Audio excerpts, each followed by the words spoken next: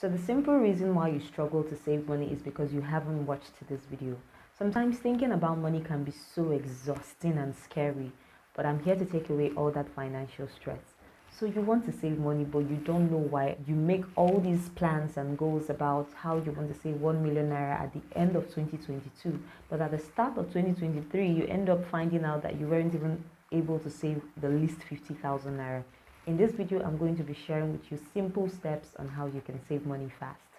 The first method is buying stuff later. So last year I came to the realization that less makes me happy. I don't mean less money, that would be bizarre. I mean less material stuff, because the truth is we buy all these things and keep in our homes, and at the end of the day we just end up giving it out because we did not need it in the first place. We just got it impulsively because we liked it at that time and we felt like we needed it. So what I started to do in the later part of last year was, each time I feel like I needed something, I would always take a pause and get it maybe a week or 2 weeks after. I found out that 70% of the time, if it wasn't really a need, I always ended up being tired, in going to get that stuff. For example, let's say I needed a shoe and I had the thought of getting the shoe today. I'm not just going to run off to Balogo market and get the shoe tomorrow and waste money. So what I do is I would wait for 1 week, and after 1 week, if I still have the strength and the energy to go to the market, it means that I really needed that stuff. But if I don't have that energy all the time, or I'm always making excuses, it means that it wasn't a need in the first place. So anytime you want to make a purchase, make sure that you take a pause to see that you're actually buying something because you need it, not because you came across some advertisement by Jumia. Now, for the purpose of this video, let's say your savings goal for 2023 is to save up 1 million naira by December 31st, 2023. And through this method, you're able to save 10,000 naira that you would have just impulsively used to get something that you didn't need every month. It means that by the end of 2023, you're going to be able to get 120,000 naira just by using this method. Secondly, and most importantly, automate your savings. I cannot overemphasize the importance of this. It's a challenge for most people to set aside a specific amount of money every month when it feels as if you don't even have enough money. What are you taking out money for? To do what? I understand. I get that feeling because I used to be there. But what I cannot understand is why it's a different thing for people when it comes to dieting, especially when it comes to Nigerians. You can never say you don't have enough money to pay your diet. You always pay your diet at the end of the month. So why can't you do that for yourself? In fact, God has sent me to you today, and what He asked me to tell you is this: dear child of God, just as thou givest me 10% of thy income, do well to give thyself 10% or 20% at least.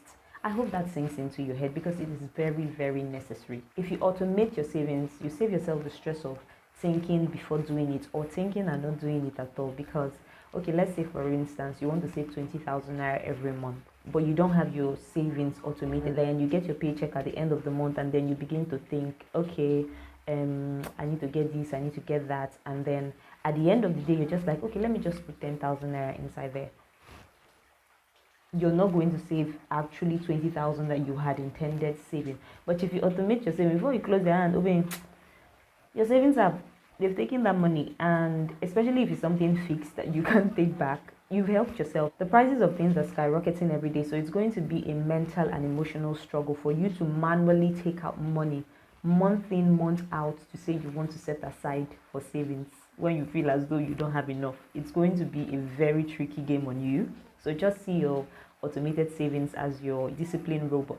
The next thing is try to be self-sufficient. In today's world, every marketer and most companies are trying to sell convenience, and almost everyone is searching for ways to make their lives easier. But the truth of the fact is, it is costing us a lot of money. Sometimes we don't realize it. We're thinking, okay, that 5,000 naira that I'm going to spend on this is going to make my life a lot easier. But calculate that 5,000 naira times 12 months, times probably 5 years, and then you know how much you're actually spending on something that you can do yourself or something that you can do without. For instance, you have an electric blender that is working so well for you. You've been using it for the past 2 years, nothing drama.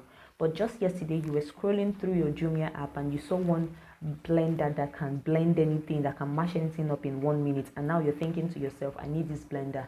I want to prepare all my meals within 20 minutes. You don't need it. You don't need it. But before you know, you've picked up your phone, you've started putting in your debit card details, and the next thing you know, there's a blender in front of your door, and now you have to pay 43,000 naira for this blender that blends anything in 1 minute.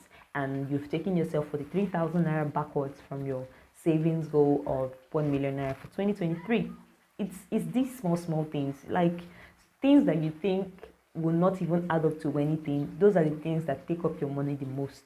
This happens in so many different levels. It could be washing your clothes, it could be cleaning your house, it could be washing your dishes, or going to the shop to take that item instead of ordering and paying delivery charges. Look, I'm not going to lie, it's not easy. It happens with me sometimes. That's why I said try as much as you can to be self-sufficient, with emphasis on try. You're going to be amazed how much you're going to be able to save up if you just try to do things yourself.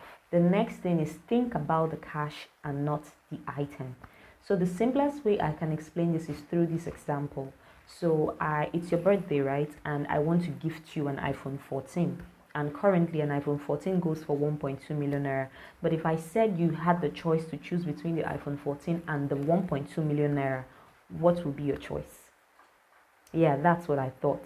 You're going to take the 1.2 million naira, right?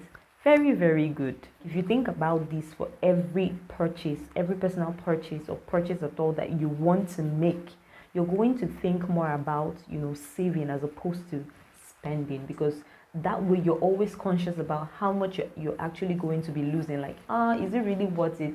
Should I really get it? Like, there's going to be that perplexed feeling in your head, and it will always make you end up getting things that are only necessities. You're not going to splurge on items that you do not need. And the good part of this is if you chose the 1.2 million naira, you've reached your goal of 1 million naira for 2023. I'm just joking. So the next thing is saving in a circle or in a team. Now, there are some people that might not be able to manually take out money or automate their savings every month. So what you can do is instead is save as a team. I remember when I was in secondary school, we were a group of students that came together every term to save money. So what we'll do is that by the start of the term, every school day in the term, you would save whatever you had. And then at the end of the term, I still remember his name. There was this person, his name was Steven. He was in charge. He would give you whatever you were able to save up. Now, what I saw from the first term was that there were some people that were able to save more, while some saved less, because at the end of the day, it all boiled down to how much your pocket money was. So some people were seeing 200, some were 500. My pocket money was 100 naira, so I was saving 50 naira every school day. But then I now saw that, see, the next time I don't want to be in the less category. At least let me be average, because there was upper, average, and the lesser. So I now started saving 80 naira every day. And then, the next time I now happened to be in the middle class, and I leveled up a bit. I was now in the middle class category. So what this does for you is that it gives you that motivation and inspiration you need, because if you're in a circle and you're seeing people do things a certain way and it's working for them, you don't want to be left out. So you'll be forced to save anyways. And when I say save in a circle, I'm not talking about all those people that you see on Facebook or wherever that would tell you bring 5,000 naira to pack 4 million naira, or bring 20,000 naira to pack 100 million naira. That's not the type of saving circle I'm talking about. I'm not saying that is wrong in any way, but I'm just saying do it with people that you're comfortable with, people that you trust, people that are not going to disappoint you at the end of the term or the month or the year. The next is learning how to say no. For the longest time, I was that girl that always felt the need to help. If someone was to walk up to me and say they needed help, especially when it comes to money, I always felt the need that I have to help them, that sort of thing.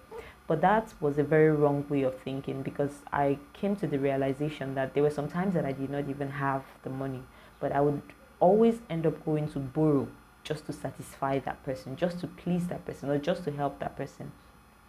Now, it's not a do or die affair. If you have the money, of course, go ahead and assist. But if you do not have the money, don't go out of your will to go and borrow money just because you want to help someone, because you're only putting yourself in debt. And when it's time to pay back, you're going to be paying a loan. That person is not going to assist you.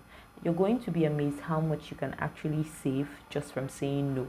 I know it's hard to say no to people, but it's a very necessary skill that you need, especially when it comes to your finances. I say this, and I say this from the depth of my heart, because my only hope and my only expectations for making any videos like this is that young adults, teenagers, and anyone, especially Nigerians, get really conscious of their finances and where they want to be financially. Like, I've had times that people would be, for certain actions that I portray or certain things that I do, some people would ask me, are you Igbo? And why are you so conscious of money? You'll be stingy, and that is just insane. I'm not trying to brag, but I feel like I am the most open-handed person I know. Sometimes I do it without even thinking. But there is somewhere that I want to be years from now financially. And if I am not conscious of money, if I'm spending money anyhow, how am I going to get to that place? So if you are somebody that is conscious of money, please don't let anybody make you feel as if you are acting a certain way or you're not supposed to be acting a certain way. If that is what you need to do to get to where you want to be, do it without any apologies. John Maxwell once said, if you really want to be transformed, you have to be intentional with your life. If you really want to transform your finances, you have to be intentional with your money. Thank you for watching today's video. I really hope you got value out of this content. I'll see you next week.